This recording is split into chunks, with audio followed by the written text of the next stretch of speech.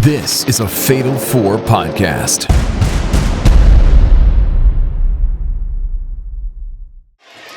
And Bailey up over the top. Didn't get all of it.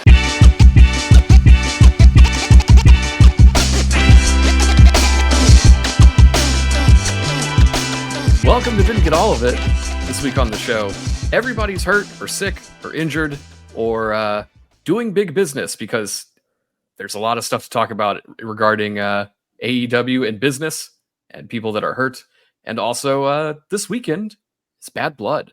So we're going to preview all that, talk about some stuff that happened on TV this week and more. But first, joining me, myself, Paul Griffin, is Pro Wrestling Noah.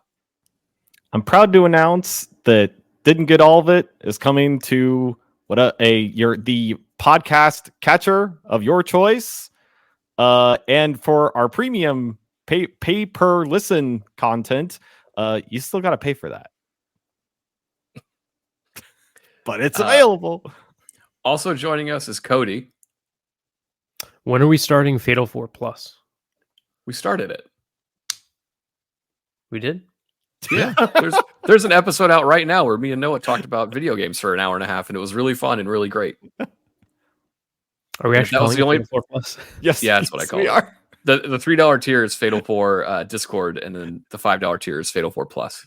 Cody really willed that joke into existence.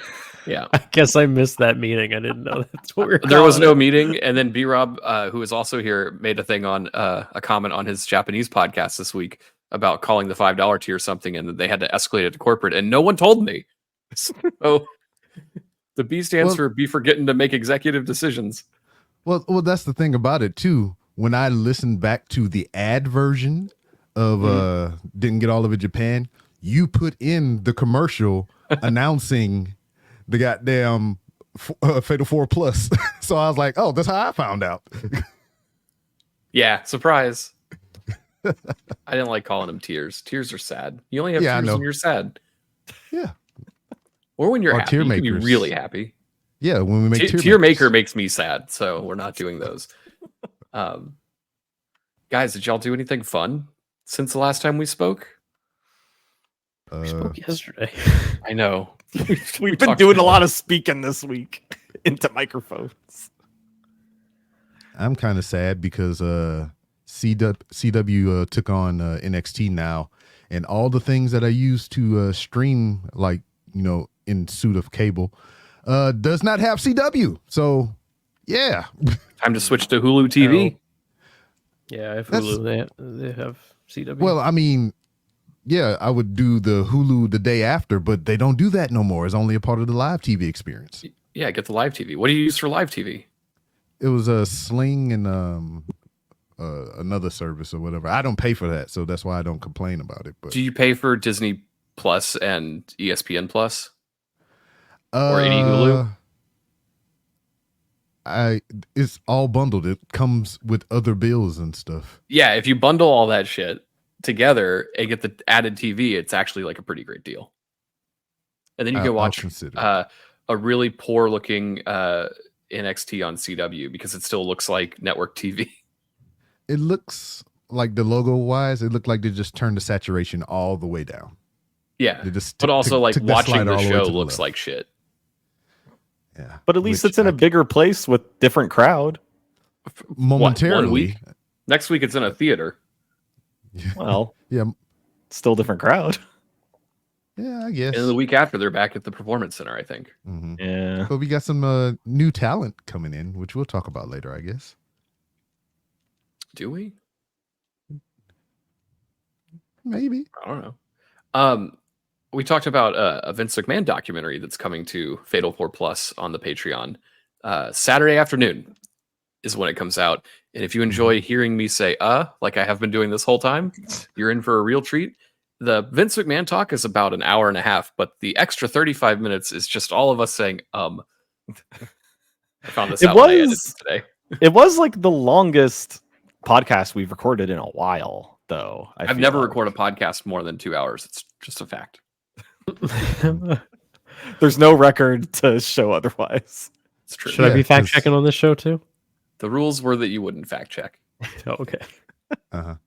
Yeah, and if you just come in unannounced, you get kicked out of the room too as well. I forgot that happened this week. Probably That was because this there's week. not a lot to talk about it, which is like refreshing. Oh yeah, There's the not a debate. ton to unpack The about debate that was this today. week. Yeah. What do you think I meant? I don't know. I also watched the Will and Harper documentary on Netflix, which is way more pleasant than the Vince documentary. Yeah. Yeah, I saw that was a thing, and I wanted to check that out. I haven't gotten around to it yet, but it looks pretty looks great. pleasant. Yeah. Did that one about Will and Grace? It's kind of except her name is Harper in this one, but it's Will Ferrell and his friend from SNL that used to write there back in the day transitions, and they go on a road trip and learn about it and talk about it, and it's really interesting, and it's really just like two friends bonding, and it's a really lovely story with some ups and downs. But Oh, you talk about like the Wachowskis? nope. Well, no. Yeah, they transitioned. they did do that, Sure, but these are different people. yeah, these are okay. different. Well, it's process. Sure. You should be Rob. It sounds like you should watch it specifically. It's pretty funny too. It's actually worth your time. It's like less than 2 hours. Maybe it's 2. But I'm sorry, I was really just go over listening. Vince. Did someone just say that Mike Wazowski transitioned? That was earlier. That was earlier. our off-air conversation. When B Rob was conflating Mike Wazowski and Tommy Wiseau. Same yeah, I didn't hit thing. record for that. They're both small and green. It's not true. I don't know what that means. I think you're thinking of Kermit. Hello, Kermit D. Wazowski here. Anyway, I was gonna say more about it, but I don't Impossible care to pick. anymore. We should just talk about something else. B Rob has homework to do. He needs to go watch that. I don't know. This is the second time that Kermit the Frog has come up in some capacity on one of these shows. You brought it up. I know. Both times, I think, too. Weird shit. That's not weird. You said it. Cody actually said it this time, though. That's like if Cody brought up 9/11 on every episode of this show and then was like, And that's it's weird how that's the 9/11 other always thing. comes up on this. That's the other thing. Kermit did 9/11. Yeah. That's the show title, by the way. It's weird how that keeps coming up. I was not expecting the escalation from Kermit the Frog to 9/11 on this podcast, but here we are. I mean, I guess most of us are millennials, so I mean, yeah, we're all millennials. So that 9/11 coming up on a podcast, I feel like is par for the course with most of the podcasts that I listen to that are hosted by millennials. Mm-hmm. I assume if there were podcasts in the World War II era that people would talk about Pearl Harbor all the time. We had this conversation, too. Yeah, it's weird how that keeps coming up. Next thing you know, someone's gonna say Kermit the Frog. What? How weird. Cody, could you please do the news? Sure. Ilya Dragunov is hurt. That's Stinky. bad. Yeah. They announced on Raw, actually, that Ilya Dragunov had suffered a torn ACL during a house show match with Gunther and will miss up to 9 months, 6 to 9 months. He got the NXT injury.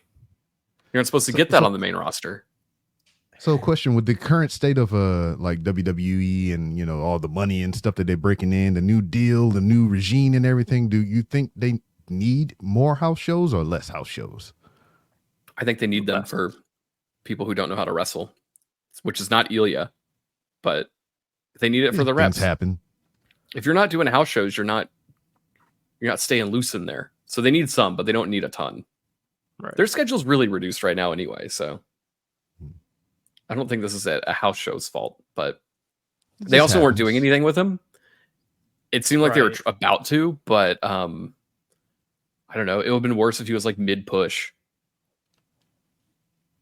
Yeah, Maybe they can hype him up coming back. You hate to see anybody get injured, right? And this sucks, but maybe a blessing in disguise, because I feel like he, like you said, he really isn't particularly doing anything right now. And if he just goes away and then comes back, and has like a triumphant return and immediately starts a program with Gunther, I think that is way better off than him just kind of floundering in the mid card for 6 to 9 months.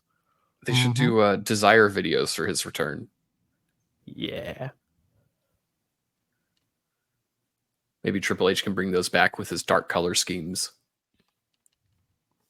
More skulls. Do it. So let's look at a calendar here. 9 months would be WrestleMania, A pregnancy. WrestleMania, right? So the night after. yeah, that could be a good Raw after Mania return. Good reset. Some of these injuries are like perfectly timed with a Royal Rumble return or a Mania night after. Are you about to start this conspiracy that wrestlers purposely injure themselves? I was going to ask mean- that. I was like, do you think like they engineer these things for, stuff like this? Speaking of 9/11, I don't know. Probably hurts. I ain't talking about they purposefully injured themselves. You can say you're injured, Wrestling is a scripted thing. No, a jet fuel can't melt ACLs. I'm glad someone caught that. Speaking of catching things, Killswitch has caught pneumonia. Killswitch, aka Luchasaurus, Who's that Pokemon? was hospitalized this past weekend with pneumonia in both of his lungs. Yeah, double That's pneumonia. horrible. That's the same thing that got Brody Lee, right? Was it? No. I think I don't it know was that we some ever kind of respiratory thing. Yeah. I don't know. If it Pneumonia was is pretty bad. specifically There's a lot of pneumonia. people die from that shit. So hopefully Yeah. he's okay. Yeah, it's no joke. Apparently he's recovering. He's on oxygen. Obviously his in-ring return is unclear at the moment, but hope he, gets through this and is okay because they need to pay off this Kill Switch Christian program sometime. It's been so I think he long. just needs to get better. I don't care if they pay the program off. Well, yeah, but come on. How long is he out? Is it perfectly 6 to engineered? 9 months. He'll It's be back gonna- right yeah, after WrestleMania. It takes a long time to recover from pneumonia, so that's probably not too far off. But yeah, I don't know. Do you think they replace his presence in that faction in the meantime? With you think, like- Wardlow. Yeah, I feel like they He's need also hurt. someone large to replace he him. sucks. Well, I mean, if you want Masked Goon or whatever, I mean, I know they just put him in with a Roosh in them or whatever, but you can get Mortos over that way. I mean, I don't know if this really lines up logically at all, but wasn't Will Hobbs supposed to be coming back soon? I thought I saw a report of that. I don't think somewhere. you guys understand how much the stable sucks and how you don't need another lackey that's just taller than Christian because one of them is sick. No one needs to fill this role. Just let them keep doing what they're doing. I'm sorry. I think I'm asking the wrong questions here. We don't need someone who's tall necessarily. Who doesn't have a dad? That's the question I should be asking.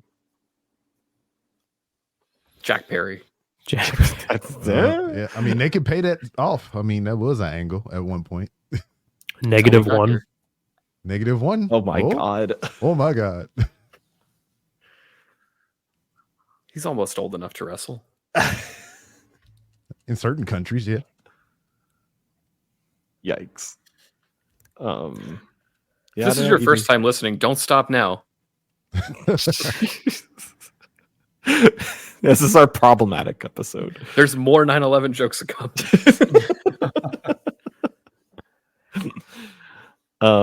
Yeah. Hopefully, Kill Switch gets better. Pretty please. It'll take a while, but yeah, that's brutal. Yeah, he's got to get better because AEW is going to be on Max, and he's going to want to be a part of that. Big news this week. Variety announced that AEW and Warner Brothers Media or Warner Brothers Discovery, excuse me, had struck a deal for a multi-year rights deal, and AEW programming will now be simulcast on both the Turner television networks, TBS and TNT, in addition to on Max. I'm thrilled about this because I'm so sick of seeing that news story every week where it's around the corner, and that was for 2 months. Right. Some of the details that came out following this, thanks to Sean Rassap, the deal is closer to about $185 million annual average. Huh. The apparently Variety had reported 150, but apparently it's more than that. WBD and AEW sources have no knowledge of any equity situation, but Dynamite and Collision will air on their normal time slot and days, but also streamed on Max. Rampage, Collision, and Dynamite replays will be the library of footage that's available on Now Max. that part I want to talk about, because does that mean that starting from when they start broadcasting live, that those replays will make up the library of footage, or will they have a library of footage dating back to like 2019? Like, that's what I want to know. Question. Not sure. I am also curious that how quickly they upload it, because like John Oliver is uploaded every Sunday exactly when his show starts. But if you're like a Food Network guy like myself, they don't upload those shows when they air. They just kind of like get dropped eventually. So like, is AEW going to drop that week, or is it going to just appear when it appears? Yeah, is it going to? And are they just going to randomly live delete it stream? when they feel like it, like they do with all of their Cartoon Network content? Everything. God, oh, it makes me so mad. Yeah, this deal is like good for I guess the business and AEW and all that, but for the fans, it kind of sucks because the biggest piece, at least takeaway from me, was that pay-per-views will be added to Max for a discounted price for subscribers starting in 2025. That discount, we don't know yet. Like, is it half off? Is it $10 off? Like, what are we doing? Because I mean, I can continue to do what I'm doing to watch. Like, unless it's $0, I don't give a shit. Like, that's insane, paying for pay-per-views. Like, I get it. Like, obviously it's working for them. They're selling pay-per-views and people are dumb enough to buy them, and it's making them a lot of money. So they're obviously going to be like, well, why should we get rid of that? But imagine how much more successful this company would be if they just took the WWE route and was on something like a Peacock, in this case, Max, to a much wider, more accessible audience. I think the company would succeed much more. You'd have more eyes on the product, and that would lead to more ticket sales and all these other things. Like, paying $50 a month for fucking professional wrestling in 2024 is criminal. Well, the good news is they're going to raise the price to $60 and then discount them $10 if you're a Max subscriber. Fuck. Well, also like, oh, go ahead. No. sorry. I feel like it's maybe not entirely AW's fault. I mean, they are part of the negotiations, but like WBD is also, has a say in that, because they would have to, I assume, make a deal to where if they did want to have the pay-per-views on Max, they would have to, WBD would have to pay out what AEW thinks like the pay-per-views are worth, like the money that they would be making from piecemeal buy-ins from customers for the pay-per-views. So maybe like though the scales just didn't add up for that deal to happen. I don't know. I don't know the math, but that's just kind of what I'm thinking about that. Do you kind of, I mean, I don't know. I mean, every company is different. Every company is doing something different. So, WWE has the model like Cody was talking about, you pay the monthly fee and you get all the things. TNA has a thing to where you can pay annually and you get all those things rolled into, an annual fee, or you can just buy the. Why would you do that? You just pay once and. But you can watch all of Joe Hendry's segments for free on YouTube. No. Do they do other stuff?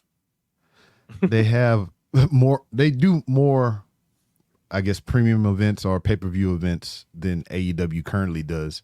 So like their big main staple shows, they'll charge maybe full price. But if you paid annually, that's all rolled into the thing or whatever. Or if they have a subpar, like a PLE or something, because they differentiate the two, those are only $9. They're like little one-off joints or whatever. You can get them that way or whatnot. And I think AEW could kind of benefit from that in a way, because they had been running package deals, and it kind of sucks because like they do cater more to their overseas audience, because if you have Max, all this shit is already on Max overseas, just not here. And this is what we get, kind of piecemeal. Yeah, and I kind of want to speak into that as far as like, like bundle deals and stuff, because I think something that's interesting about, I think one of the reasons why the move to Peacock for WWE was so successful is because there was already the WWE was already doing their own streaming network where people were already bought in for the prospect of getting pay-per-views as part of their subscription to this service. And then Peacock launched, and if I remember correctly, it was fairly close to the launch of Peacock is when WWE was moving over to that service. Like, I think when Peacock first launched, like a lot of their marketing like was really just like, hey, like if you subscribe to Peacock, you can watch The Office over here. Like that was like a lot of their marketing was like, this is the Office streaming service, and also there's maybe some other stuff you can watch. But then they announced the WWE was coming to it, and suddenly everyone who was already bought into the WWE network now has to migrate over to the Peacock service, which is a huge surge of buy-ins to that service. Whereas with HBO Max, or, Max, whatever, there is no previous AEW service. Everyone was just, subscribing to cable or buying pay-per-views piecemeal. And now, like, and I feel like most people have Max at this point. If they already had cable, a lot of cable services came bundled with Max. So there isn't that surge of new customers coming over to Max in the same way that they had with the WWE network coming to Peacock. So like that, the business proposition maybe isn't as, attractive with AEW being added to Max for people, for like, big business suit people making money. The stuff that like everyone has Max because the shows that people talk about still are on Max, like the Blonde Dragon people and Last of Us are all things people talk about. So like when Last of Us drops in a couple months, that's going to be all anything talks about for a while. To have AEW's brand right next to that is probably good for them. That's true. Yeah, I mean, the same way that Peacock benefited, or WWE benefited from being on Peacock as the free streaming service. And it also just makes it more available. I'm saying like this is a good thing for AEW. I don't think it's like the WWE coming to Peacock, I'm sure was very attractive to NBC because it drove a lot of their business, like a lot of business for them. I think this is more beneficial to WWE or to AEW than it is to, WB, because that same, the amount of people buying into Max is not going to be as much as, WWE people buying into, into Peacock. And but Max is more than Peacock. I do agree that this is a good thing because it will make it will be getting a lot more mainstream eyes onto AEW, like a whole, like people that, there's a lot of households that don't even have cable anymore, so maybe they weren't even aware of AEW, but now it'll be on the carousel. So yeah, maybe a whole new surge of audience. We'll see. Hopefully for them. Yeah, for them. So I think one of the biggest pieces of news from this story is that Rampage is gone. Is it gone? It's not going to be on Max, right? But it will still be on TNT? It's done. 2025 is gone. Oh. Goodbye, Rampage. Oh. Yep. Rest in peace. Terrible Noah show. was just about to launch a segment on this show where he talked about it for a minute max. Yeah, minute max. I have a lot of things to say about it. I think it's interesting. So, I mean, I know you just talked about Rampage, Collision, Dynamite, and everything. I'm gonna make you laugh or make you yell at me. Was there any mention of anything with Honor Club and ROH? Hey, goddamn! Nope. It. Nope. There were those rumors Wah, wah. of some deal with Fox. I wouldn't be shocked if something like that ends up on an FS1, whether it's ROH or Rampage. Mm-hmm. Yeah. If that's true, though. Mm-hmm. Because apparently the story this week was also that the Lucha Brothers have not signed with WWE yet. They're still under AEW contract. Yeah. So And next week they will have signed, and then the shenanigans. week after they will have not signed, and then the week after they will have signed, and we'll just keep doing this bullshit every single week until they show up on SmackDown. Yeah, apparently Tony Khan added time to to Ray Phoenix's contract Felix? because of injuries. Yeah. I thought they were above that. Is what I was told Yeah. by all of their stands. Mm-hmm. I did see someone on Twitter speculating, like, does this maybe open up the potential to bring back AEW Dark? And I'm like, they already have that. No. It was called What? Rampage. Also, like, what? Don't do that. Who's asking for this stuff? You don't got to The do coach. that. It's not necessary. Well, Warner Brothers and AEW are doing big business. Speaking of business, the Hurt Business. See where I'm going, everybody? Bobby Lashley has officially signed with AEW, according to Fightful Select. All right. He made Amazing transition, Cody. Are we talking about that movie again? it was a documentary. No, documentary. Uh-huh. Yeah, Bobby Lashley. Do we love Bobby? I'm excited. He's all right. I hope he's still Mhm. like. I hope they use him, and I hope he's good. Mm-hmm. I think so. I've enjoyed what they've been doing on television with MVP. Mhm. We'll talk about it a little bit later, but I am hopeful for what they're going to do with him and this group. I think he should be world champion real soon. Real quick. Anyone matching AEW with Bobby Lashley, who you want to see him go against? See, this is where it Bryan gets tricky. Danielson. What? I didn't hear that because I heard Tricky and what? No, Tricky's the NXT champion. Yeah. I want to see. I want to see Bryan Danielson and Bobby Lashley. I think that would be fun. Mhm. There are 0 matches that I want to see out of Bobby Lashley, which means I'm I just wanna open see to him whatever hit they his want to favorite do. pose.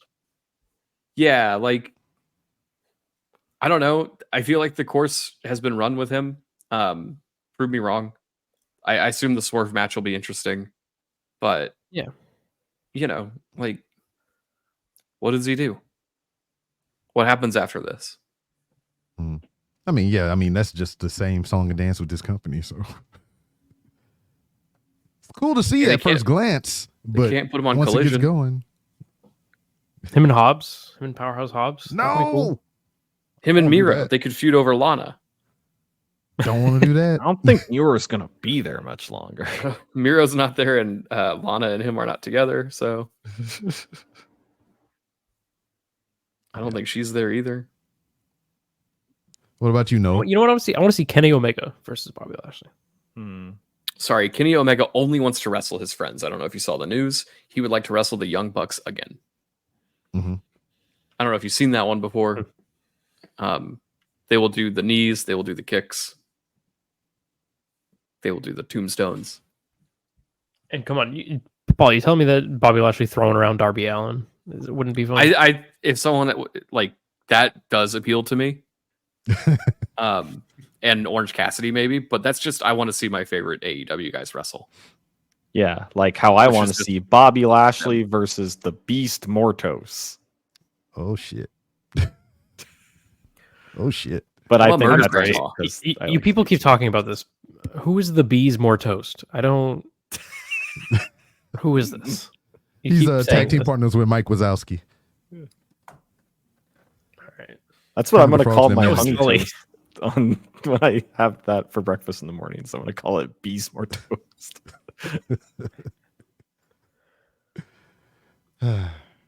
Yeah. Well, Interesting after this break, there Bees more podcast.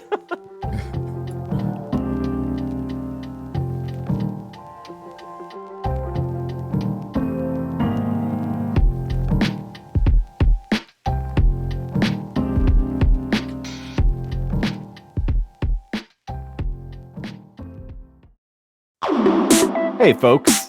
You enjoy the Fatal 4 talking about some real nerdy stuff?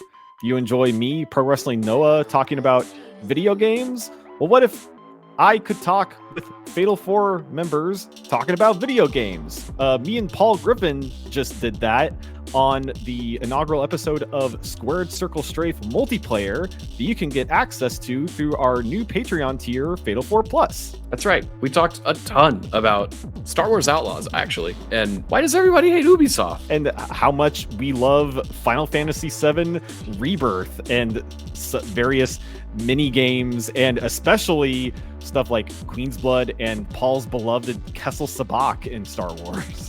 I would win a Millennium Falcon if I was playing this in real life. Yeah, watch out, Lando Calrissian.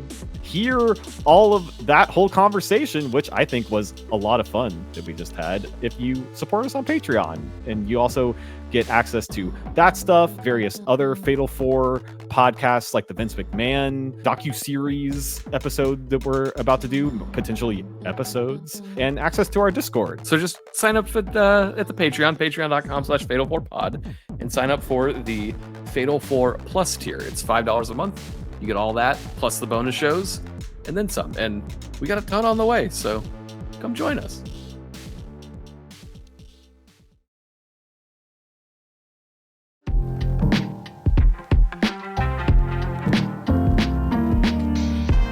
Welcome back to Didn't Get All of It. We are going to continue this AEW train and talk about this week's Dynamite because it was a big celebration. It was the 5-year anniversary of AEW Dynamite, which is pretty crazy. To put that in perspective, all of like Hollywood Hulk Hogan was 5 years. So they've been around a long time. Long The time. 90s were short, people forget. People forget that the 90s were like the shortest period of time ever. Yeah. 90s was actually only 3 years long, and the rest was the 2000s and the 80s. So has AEW been around now as long as since when WCW launched Nitro? Has Dynamite been around as long as that now? Or has it been longer? Longer, I think. Yeah. Nitro was 200 and Researching. episodes. I hear the 1995 to 2001. Almost. Not quite. We're not Okay, there yet. almost. But the 5-year celebration kicked off with Will Ospreay versus Ricochet in a title match. What title does he have? Oh, the international title. The international championship was on the line. Mm-hmm.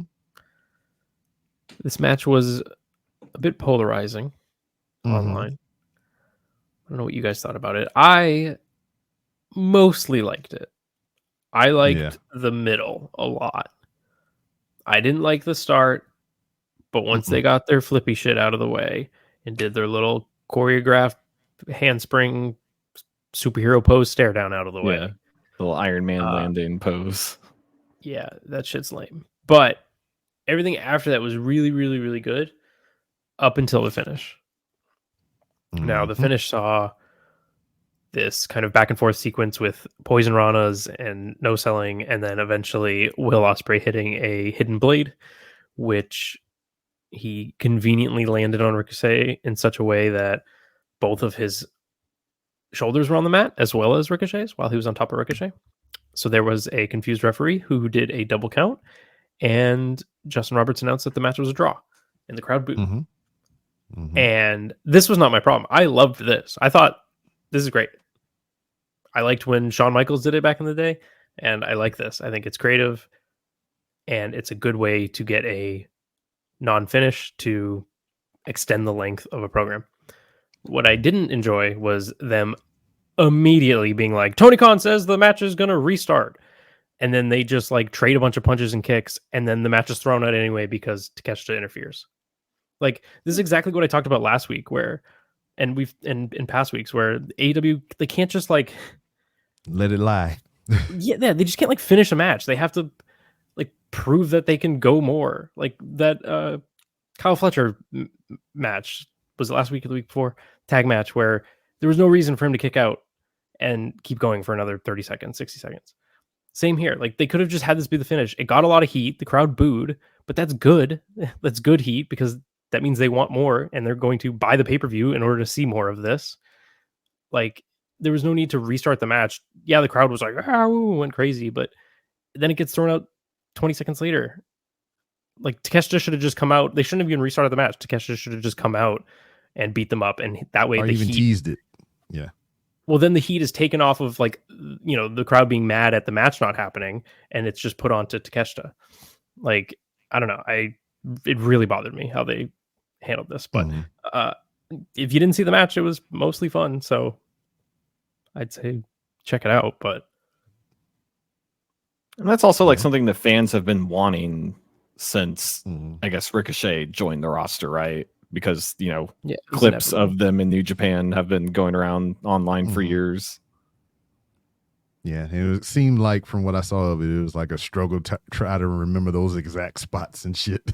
Little shaky footing or whatever, but like Cody was saying, once it got past that bullshit, it was a pretty good match. Yeah, both these guys are very good. Yes. They just get in their own way a little bit sometimes, I think. Mm-hmm. But we talked about it before the break. Bobby Lashley is on his way to AEW, and the seeds are being planted because on this episode of Dynamite, we saw MVP handing out business cards. He went up to Mercedes Moné, who was cutting a promo backstage. Mm-hmm. Not a good one. No. And she should take up MVP services. I agree. So I never would have thought to do this, but as soon as I saw him walk on screen, I went, oh, absolutely yes. Like, look, Mercedes is one of my favorite women's wrestlers of all time. I think she's amazing in the ring. She's never been known for her promo skills. But she didn't used to be grating. Like, she's tough to watch. It was limited, now. though. It was limited, right. though. Yeah, because WWE kind of kept her on a short leash when it came to promo stuff. I think more on WWE keeping their women on leashes. Oh no! This weekend on the Patreon Plus, for Fatal 4 Plus at patreon.com/Fatal4Pod. That's F4P FAP. Yeah, the FAP tier. Oh no! Everyone loves a FAP tier. I don't want to be part of the FAP tier. Sorry, you're actually the one who's done the most. Yeah, you don't. I Yeah, guess that's true. You're the FAP to you the most. Of fapping. Yes. Yeah, No one faps more than Noah. Pro That's what my fapper. Twitter bio says. Is he fapping with tears? Is that? Oh no! No. A fap tier is the like loop? that little bit that, Yeah. before Yeah. the big Free show. tears. Free tears. Isn't FAP tier the name of the big wolf in Asgardian lore? Maybe. God, that's a real fucking I nerdy don't reference. know that nerdy two shit. people I are only- gonna know. I only know about MVP. Kessel Sabak. I'm not a nerd. MVP. Isn't a fap tier what women go to their gynecologists for? No. Cody, you should learn more about women. Let's talk about MVP, please. Yes, one of my favorites, Mercedes Moné, and one of B. Rob's favorites, MVP. I think they absolutely should do this, and it shouldn't just be a tease or just like a little thing. Like, I think she should fully be in this new Hurt Business group. I think she fits in perfectly. I think, right, if it's the Hurt Business, which I know they're not going to be able to use the Hurt Business. They're obviously going to come up with some other name. Don't know what it is yet. But you can't run a business without a CEO. Yeah. So, it writes itself. Exactly. I think this is great. And then later on in the show, oh man, I've totally forgot who did they interrupt? Oh, it was Prince Nana. Duh. Prince Nana was doing an interview backstage, and MVP walked in and introduced his newest client, Shelton Benjamin. Benjamin. That's not a new client. Well, to AEW. I'll tell you.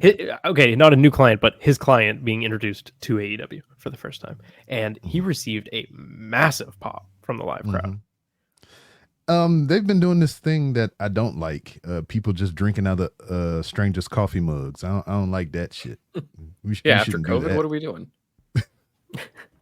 I think COVID-20 is going to start. I think Shelton Benjamin is interesting. He's had a fascinating career where like everyone's really excited to see him unless he has to start wrestling. But they're like, yeah, he's here. He's the guy that Shawn Michaels kicked that one time. Like that's all anyone remembers is 2004. And They gold hair. forget his what was it New Japan, the Shelton X Benjamin, or was that Yeah. Dragon Gate? Nah, you was right. And like everything he did when he returned to WWE was just like fine. Nothing. But was that a case of an issue with the performer or the booking? Because I guess we'll find out. But Shelton X Benjamin wasn't fucking scoring any look, multiple star reviews. I didn't see any of his indie stuff. I didn't see any of his stuff in ROH or anything like that. But when put into a good situation, he always succeeded in WWE. Who do you want to see Shelton Benjamin face on the AEW roster? A lot of people. Yeah. Buddy Matthews, I think, would be great. Yeah. Mhm. Brian Danielson, Mhm. Daniel Takeshita. Garcia, Takeshita. I love that Will Brian Ospreay, Daniels is just Kenny the Omega. obvious answer. Like the Uber It's a Eats dream guy match. just got here with people's food. Who do you want to see the Uber Eats guy wrestle in AEW? I guess Brian Danielson? Dream match. I mean, I would watch Brian Danielson wrestle, I think, pretty much anyone. So, yeah. Mhm. Wrestle his flannel if he wanted to. Hey, him and Christian had some bangers back in the ECW days. Run that Yeah. back. I don't remember that. I mean, only if he doesn't have a dad. I mean, he's 50. Is Shelton Benjamin? I mean, he's black though, Dad. so he might That's not. true.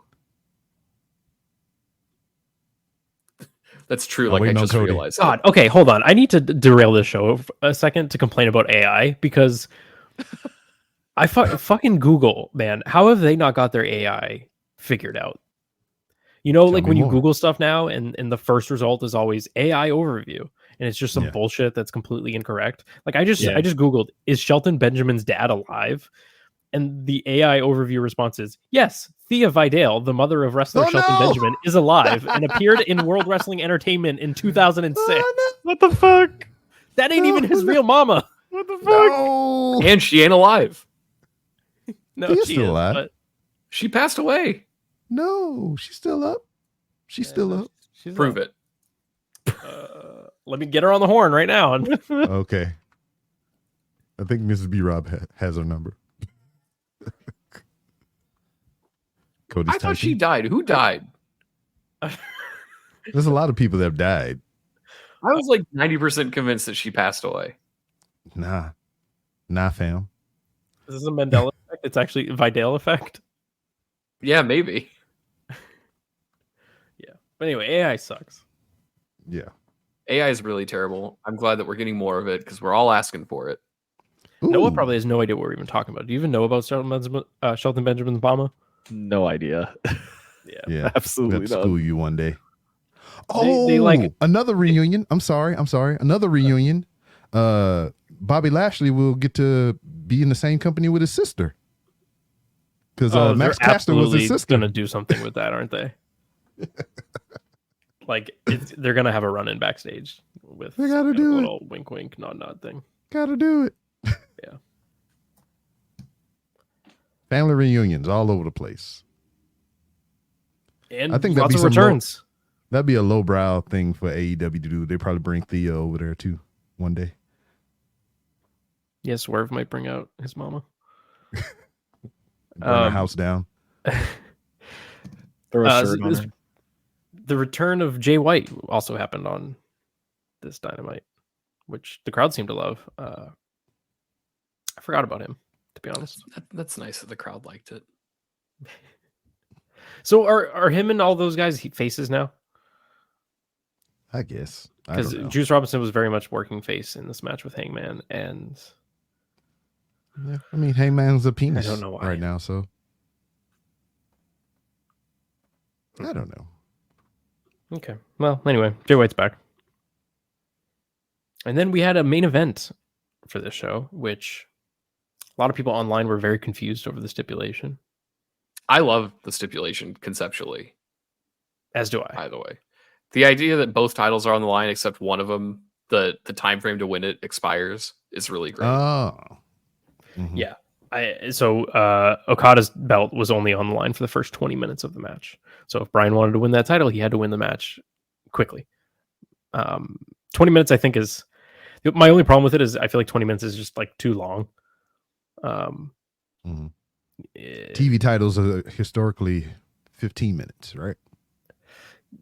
Yeah, I don't know. I just it telegraphs that it's going to be like a long match too much. I think. I don't know. And well, let's listen in. Oh, look at this. Look at this. Bryan's realised. It was all well and good last Wednesday on Dynamite where you jumped the man. And now Payback. John Moxley, Marina You think this is about me? Huh? Is that what you said? You think any of this is about me? Let's get something through. Your simple-minded, blueberry-picking little brain. None of this is about me. None of this is what I wanted. I'm fighting for something much bigger than myself. Everything I'm gonna do is because I have to, because no one else will. No one else can. If any of this was about me, I'd have put you out of your misery years ago. Claudio! Pack! I am sick and tired of the two of you treating me like a child. I'm not a child. I am my own man. I can make my own decisions and I can fight my own fights. And speaking of fights, next week, Title Tuesday, if the two of you want to get to Bryan Danielson, you're gonna have to go through me too. Whoa, Wheeler Yuta throwing out a challenge to his fellow champions, AEW World Trios champions, Claudio Castagnoli and Pac. Next week, Title Tuesday, Bryan Danielson, Wheeler Yuta against Claudio and Pac. What do you say?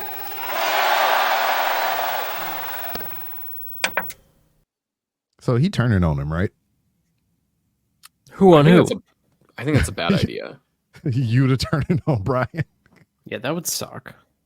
I He's wouldn't like, be shocked what's if the that's point? what happens, but like, oh, cool. Now they're just heels and they're still together, and Yuta's still the lackey of the group. Where if in this case, like, if he at least stays as Bryan's friend, he could be an over babyface. Yeah, he can evolve as a character. Yeah, but I always think the Join worst the learning of things. tree. Don't do that. Use the hammer on yourself if you had to do that. At the very least, they've been like, I at least from what I've seen of like clips on Twitter and stuff, they've been teasing this on Collision. Like he's been like working really, stiff in matches on Collision. So he's had that like kind of aggression and like not, obviously anxiety about what's happening to the BCC. So Yeah. they've been building to this, which is nice. Building to the turn. Hopefully not that. You got some NXT stuff we want to talk about? Yeah, we're going to talk about NXT now. This was their first week on the CW, everyone's favorite channel. It's where all the That I can't beautiful get. people are. Is it? Yeah. I get it. They should have Like- used the beautiful people as a theme instead. No, but they used 2 Chainz and Lil Wayne. Yeah, That's real weird, music by man. real musicians. So cool. Yeah, that's crazy. I mean, I don't know. It's weird. Megan Thee Stallion and 2 Chainz and Lil Wayne. Some wild picks. Didn't Cardi B do something with That's coming up. Bianca recently? Yeah, she was a part of for the SummerSlam. SummerSlam New Jersey announcement. Ah, that's right. That's what it was. I assume that when Raw moves to Netflix, their theme song will be like Billie Eilish. Just really get you excited cool. to see and bump into other men with Yeah. something like What? I mean, to be fair, they did have Billie Eilish do a song for NXT before she popped off. wait, what? Well, they didn't have her do a song. They used one of her songs before she got They used super "You Should popular. See Me in a Crown" for a takeover. Oh, that's yeah, right. yeah, They yeah. did do that. That's That was right. before like I was, Bad about Guy. to, I was about to say, Paul, I think you're thinking of Poppy. Nope, I'm never thinking of Poppy. I'm always thinking of Poppy. I don't think about Poppy ever. God, I miss Poppy. I hope Triple H is thinking of Poppy. Mhm. Well, Only Triple in the H fat is he is thinking about new titles because we had a bunch this week actually. But NXT on CW opened with Shawn Michaels coming out and unveiling new championship titles, which look like UFC titles. They just say NXT instead. Mhm. I I don't don't feel hate like them. that before they changed it to the colorful ones too. I really hated the colorful ones. The ones right before that were pretty strong, Mhm. but yeah, these are fine. Like I've seen some people throw a fit about them. This isn't worth hooting and I just hollering like about. I just like they took the colors out of it or whatever. It made it just like more of a standard belt design. Yeah, I think they look pretty slick. NXT has had a lot of different title belts Yeah, over their short time period. for reasons. Well, one of them maybe, Yeah, just once. but they've had like 4 or 5 different belts for the world title. Yeah, they had the big blocky one that Seth initially won. Then I think the one that Finn and them would make famous, right? Him and Joe would trade back and forth. Then they did a design, I think when Bobby Roode might have been around the championship picture that time. Then they went to 2.0 and made the colorful belts that we just seen go away, and now we have these. It's weird that they never like the NXT UK title. Ooh, it's on sale right now. Oh, it's the women's one. I think it's the best title they've made. It's weird that they Currently. haven't followed that design more for all these belts because that's that is easily one of the best titles ever made. Mm-hmm. Why wouldn't you just make more like that? Don't know. They must be doing good with their title belt business though, because like the Fanatics deal with all the sports belts, Yeah. and Oh, yeah. all that shit. They're probably just like make a new belt, we can sell it. B-Rob will buy it. Yeah. If they B do that, stands for buying belts. yeah, if they do that rumored color change design like how they did with the IC title to the United States title, I'm definitely getting that son bitch. I was gonna get it anyway. Wait, what's But- the rumored design? Just blue behind the stars on the title belt. I That's it. saw a mock-up of that and it looked horrendous. I mean, but it just gives it a little more character. I It guess. kind of makes it look like the one previous to where it was like completely the flag. Sure.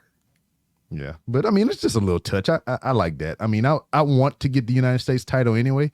Before they even made the major design, I was thinking about getting the one previous, just because MVP. That's my guy.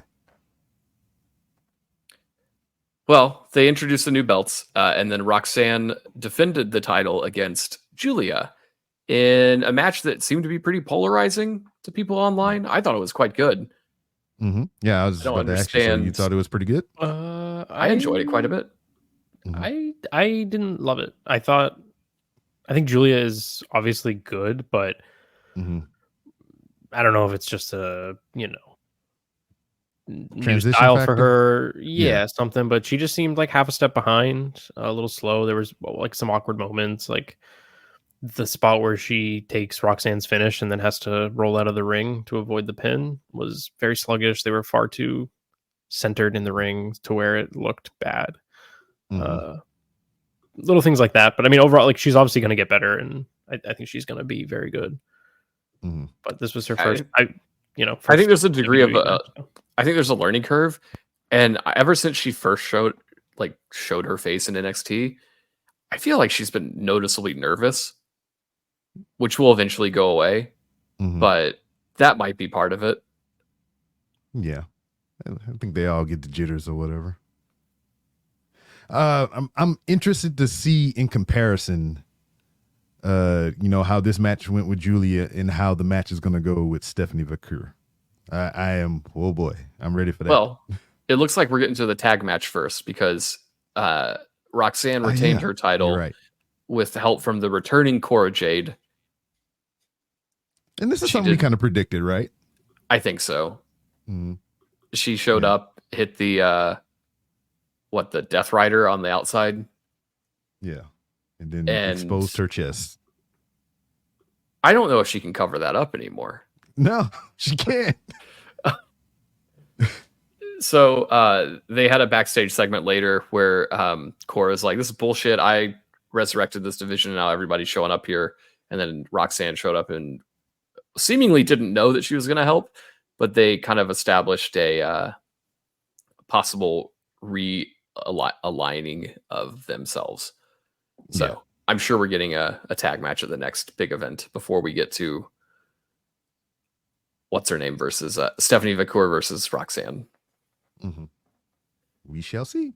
A couple other things worth pointing out on the show: the street fight between Wesley and Pete Wentz.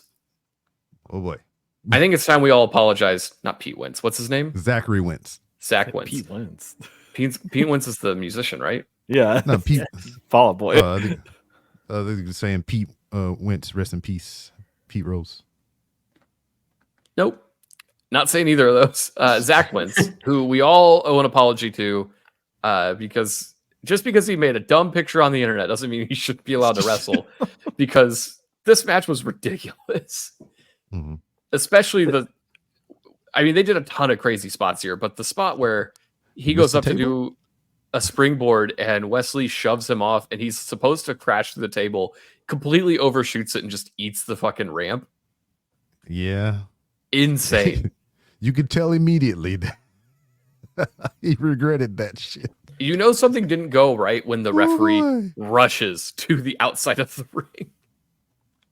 This was definitely much better than their PLE match. I'll way better. Yeah. This actually had the intensity that this feud has been building towards. So they worked to their strengths. I liked it quite a bit. If there's any match to go out of your way to watch from this show and you like plunder, this is a plunder match for sure. Mm-hmm. Especially the trash can spot. That was wild. Oh yeah, he did like a swanton on the. Was it a swanton on the trash can that was on top of Wesley, but Wesley was vertical? Yeah, as opposed to like doing a move on a horizontal opponent. You're full body on body. Mm-mm-mm. Great match. Wesley ended up winning after I forget what there was. I think he was draped over a chair and he did like a double stomp onto his back. It made sense. It was good. Mm-hmm. And then a couple other things to call out on this show. Bianca and Jade appeared to help Kalani after her tag team that she had got involved fell apart because it was the shadow boxer girl and the other girl. Yes. And then Bianca and Jade showed up. And I think they're wrestling a 6-woman next week against We Have Toxic Attraction at Home. Mm-hmm. And then the main event was no shenanigans, actually. Ethan Page against Trick Williams for the NXT World title. Ethan Page just beat him.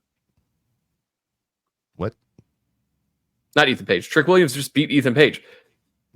Yeah. Mm-hmm. With CM Punk as the referee.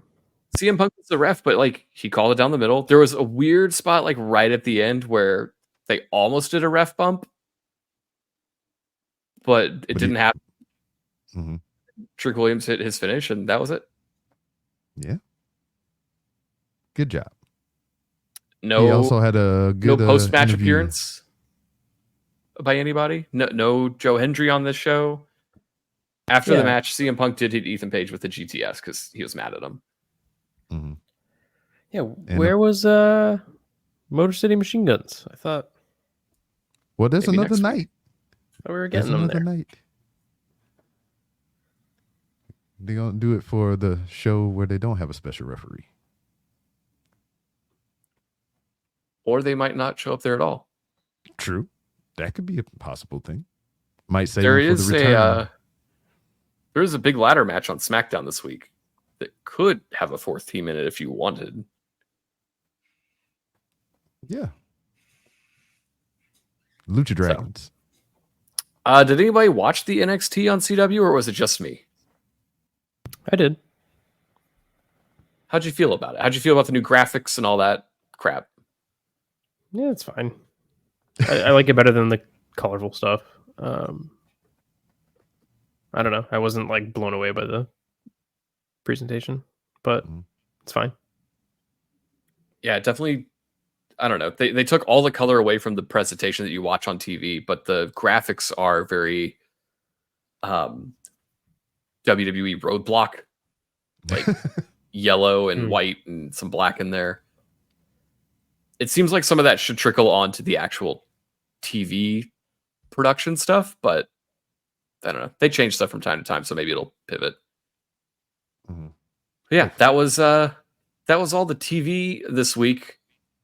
There's a little bit more we can chat on in the next segment, because when we come back, we are talking about Bad Blood this weekend, where every match features people who have bad blood with each other.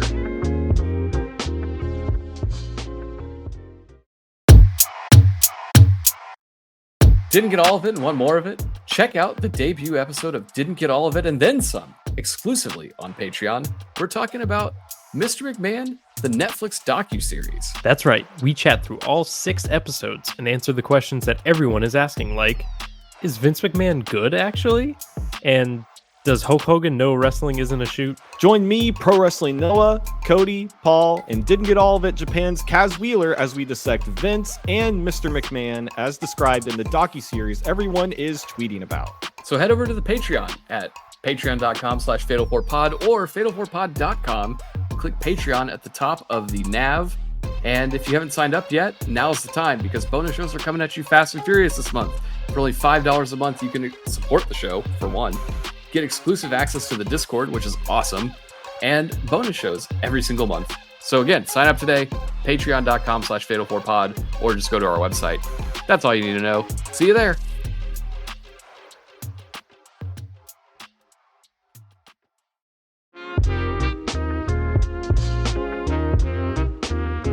And we're back, and we're here to talk about the preview for Bad Blood. We got, what is this, Saturday or Sunday?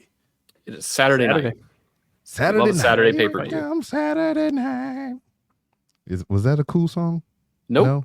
It airs during every commercial break during Raw, though. Stupid ass shit. Anyway, something that is not Wins, stupid, or is it? We got Liv Morgan versus Rhea Ripley for the Women's World Championship. And Dominic Mysterio will be hung above the ring in a shark cage, or ring adjacent in a shark cage. So historically, I think one of you brought it up whenever we talk about this initially. The cages aren't really effective, are they? I would say no. I think Survivor Series, that's the next show after this, right? I believe. Don't make me lie. We be got a crown jewel. Okay, we got to do something soon, because I do think that Rhea and Liv needs a shift, whether it's Rhea winning and then a detour or something, because they're running out of stuff to do every week. Like right now, it's just chase each other and beat each other up. So yeah, I assume that Liv is still winning this match because Dominic is in the shark cage and he will throw item into the ring that will cause Rhea to lose. But I'm sure the match will be fine. I enjoyed their last encounter. I know Cody didn't, but yeah, you know. I hope they deliver here. I agree that it's starting to kind of lose its luster. There you go. Thank you. Couldn't find. But what do you do after that? Like, what happens with Liv and Rhea after Rhea wins the title back? Yes, you are correct in your assumption. Halloween Can you bring Havoc Becky is back? on the 27th, and Crown Jewel is in November. Then end of November, Survivor Series. Can they get Becky back to come feud with Rhea or something? Nah. If they don't need her, you can't call anybody up. I guess you could do Roxanne. Maybe. She's a heel, and she's going to be doing all that crap in NXT, so probably not her. I don't know. They got to figure it out. Their divisions are looking mighty thin if you actually start thinking about the stuff they're not showing you. Yeah. What if they do Rhea versus Dom at Crown Jewel? Oh, they would. Can you put a woman over in that situation in that part of the world? I don't think so. I think Dom would have to win. No. Let's not do that. No, it's not. But I don't know. Like I said, it's probably not going to end here. Obvious shenanigans will ensue. But also on this card, more Judgment Day beef with Damian Priest versus Finn Balor. What are we thinking, gentlemen? I'm thinking Damian Priest, maybe. Yeah, I think Priest wins this. Should be a good match. Priest has to win if they're going to do shenanigans in the other one. Mm-hmm. So you think there's a tit for a trade-off? One for one to lose, one must win. I could see them not doing it, but you kind of have to. And then you got the other. I mean, you can't have the Terror Twins being losers. I mean, baby faces don't win all the time. Yeah, but these are baby faces people like because they're badasses and they win. I know. I mean, it's a hard one. I mean, I can see. I bet the match will be a hoot, though. Oh yeah. Finn Balor will bump his ass off. I'm looking forward to it. When do you think Finn Balor get the trunks back on and make the ladies happy? Because my wife is mad that he wear pants. Put the trunks on to save the business. Probably when he becomes the demon again. Yeah. Spooky Balor.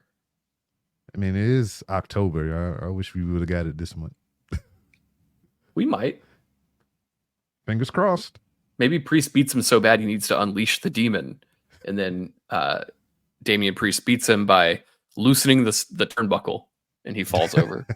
His only weakness. Yeah. I don't know. Maybe because I mean, it's weird because Survivor Series is on the horizon. And that's like team warfare, where it used to be at least.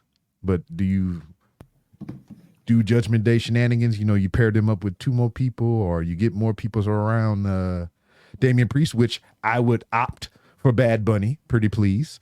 God, what's he up to? That'd be a good get.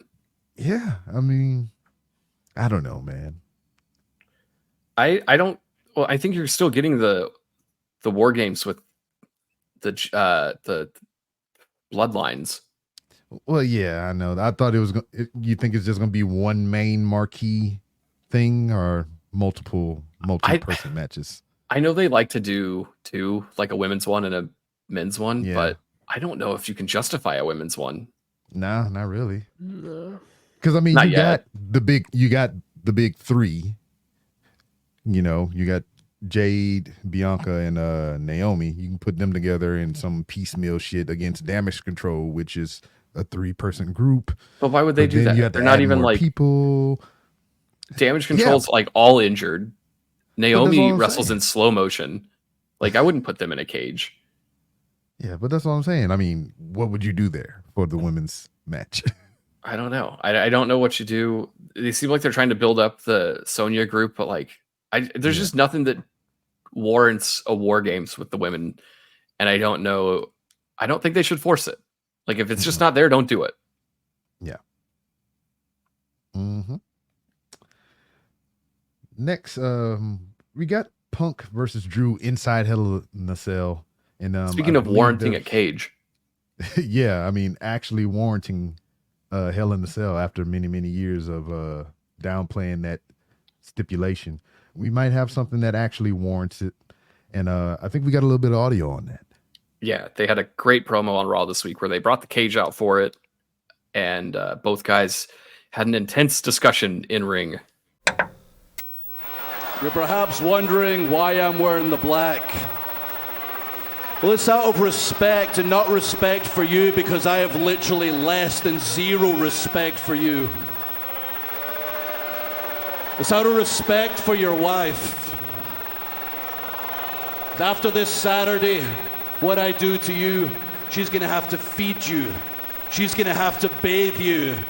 Hell, she's probably gonna leave you. You also might have noticed this is a tux, because for the rest of the world, it's going to be a celebration when you're gone and you're not going to come back this time. You've been back less than a year, you've been injured 4 months, and you're going to be gone forever, and it's all thanks to Drew McIntyre. I am filled with so much rage when I look at you. I can't go home. I've been living in a hotel for 4 weeks because I will not subject my wife to the man all of this has turned me into. And I'm rich. He's rich. I don't live in a hotel. My friend doesn't live in a hotel. We got a good wife. He's got a wife who's perfect for him. And the cars. He's got triples of the Barracuda, triples of the Roadrunner, triples of a Nova. You son of a bitch, you have turned me into the fictitious boogeyman that my harshest critics accuse me of being, and that's exactly who I need to be inside Hell in the Cell Saturday to send you home to Scotland in a box. I want you to remember and never forget that you prayed for all of this, and it happened. And Saturday, when you are locked inside the cell with me, and I have taken everything from you, and your fear subsides, and you're gripped with nothing but panic, on your hands and your knees, crawling, begging, you will look up, and I will wipe the blood from your eyes so you see me. And it's not a God you're praying to. It's not the devil you're praying to. You will be praying to CM Punk.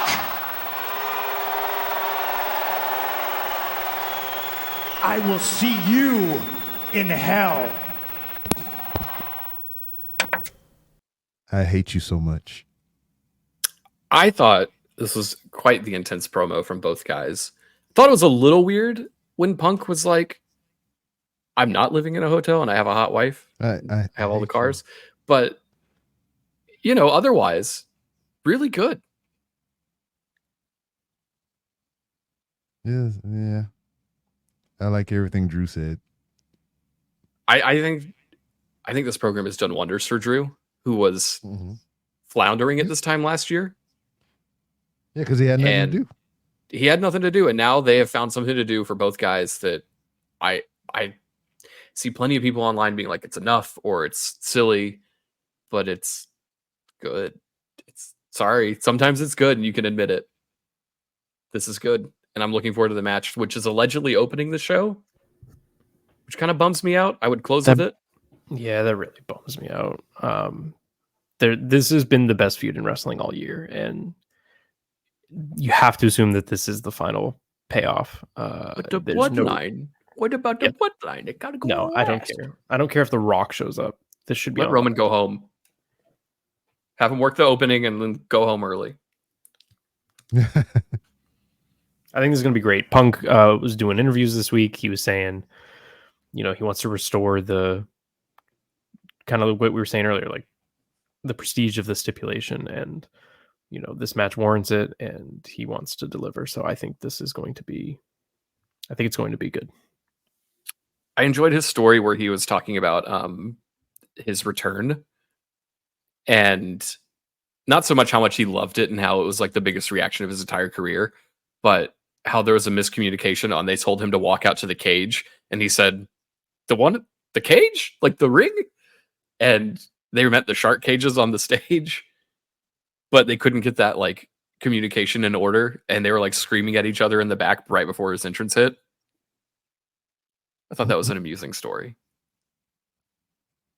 Yes. Also weird that the predicted self-destruction has not taken place yet. There's still time. Things are going great. Yeah. But should be interesting match. But next we have on the card is something interesting for someone. Nia Jax versus Bayley for the WWE Women's World Title. Shenanigans? Because I mean, there's turmoil with their last match was good, so I'm not mad that it's happening. But like, are we really going to do the Tiffany turn here? Yeah, I don't think. Does she turn on Nia or Bayley? I would obviously turn on Nia, but I could also see the idea of Bayley wins, Tiffany cashes in, and now Nia has to be Tiffany's friend.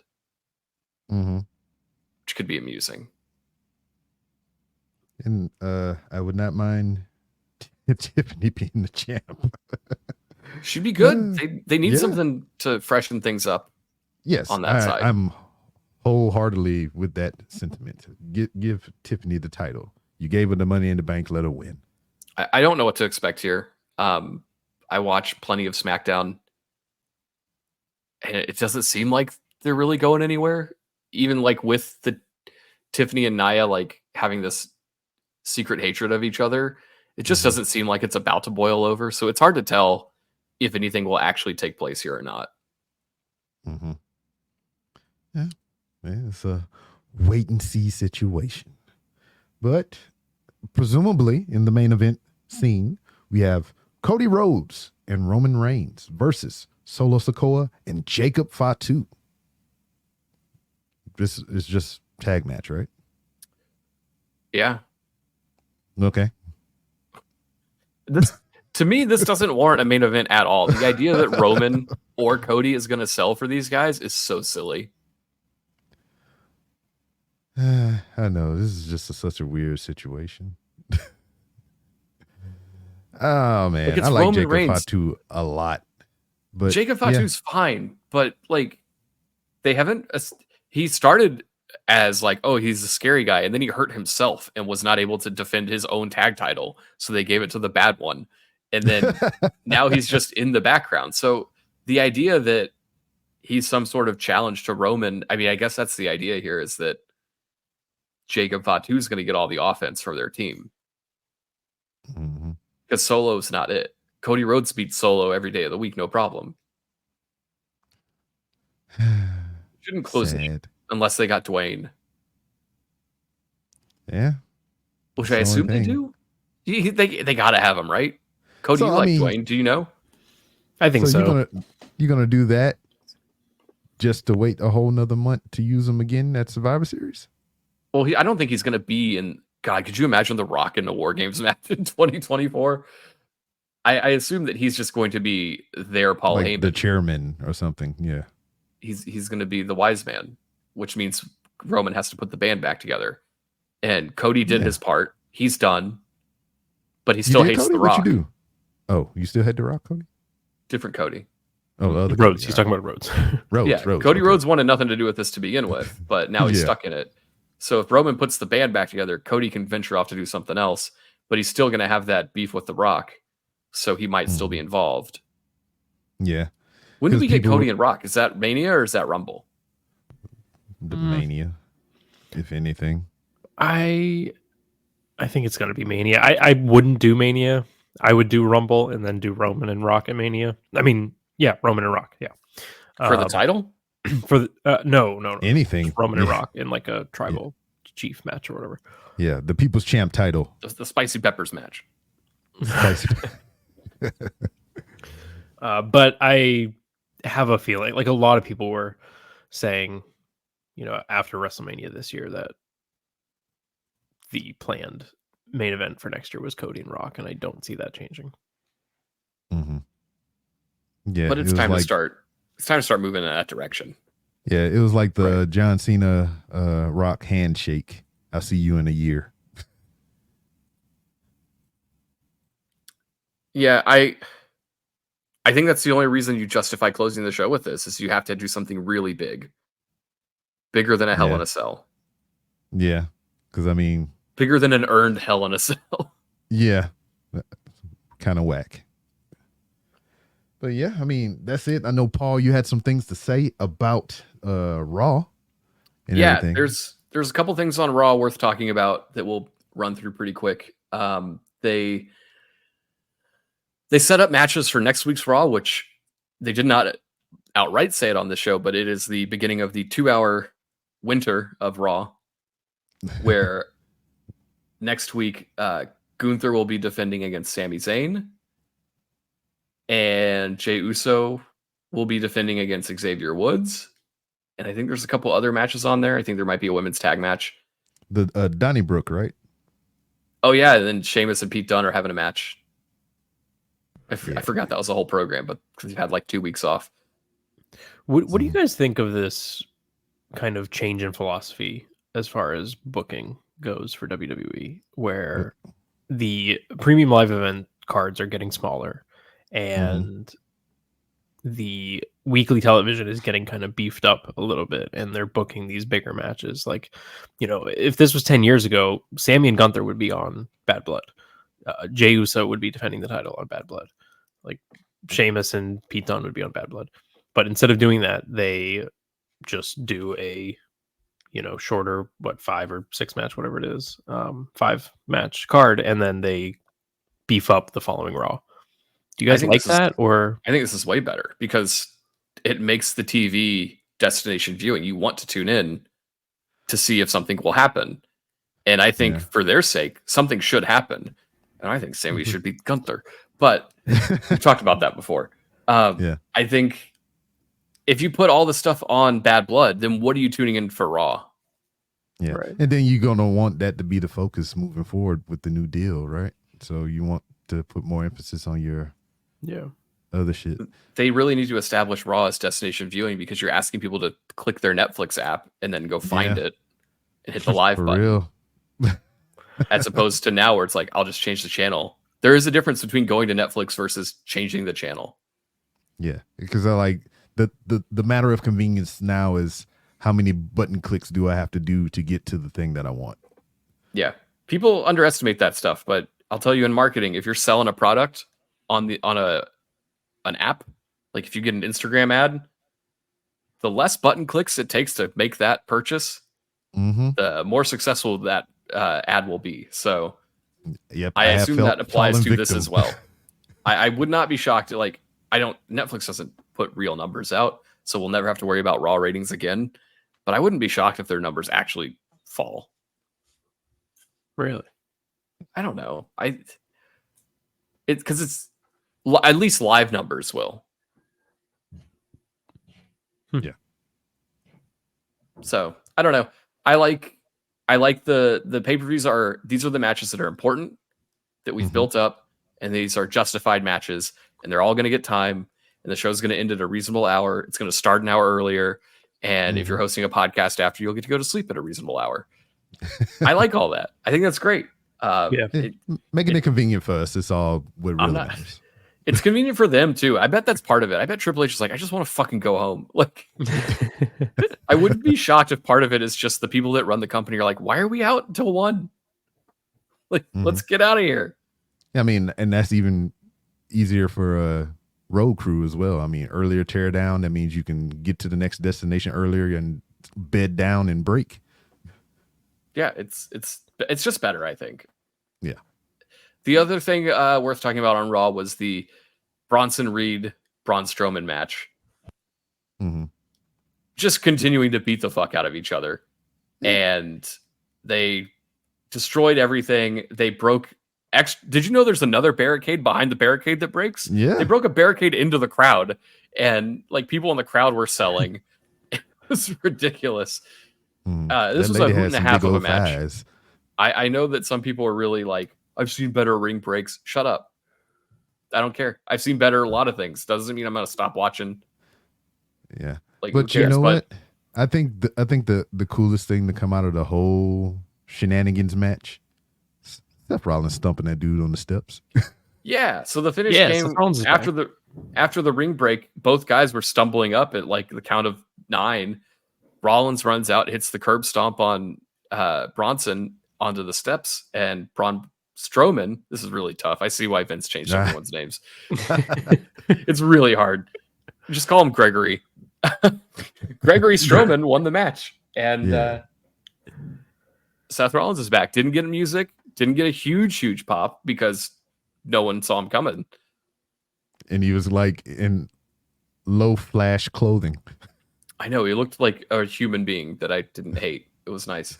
But yeah, I like that they're doing stuff. Like, I'm tuning into Bad Blood to see these programs, and then I'm tuning into Raw to see all this other shit that I've also like. The fact that things are happening nonstop. I don't know how they're pulling it off, but they found a good rhythm. Yep, I've been less reluctant to tune in. Yeah, I actually look forward to watching WWE. It's Oh, nice. I thought you brought up the question so you can be like, I hate it.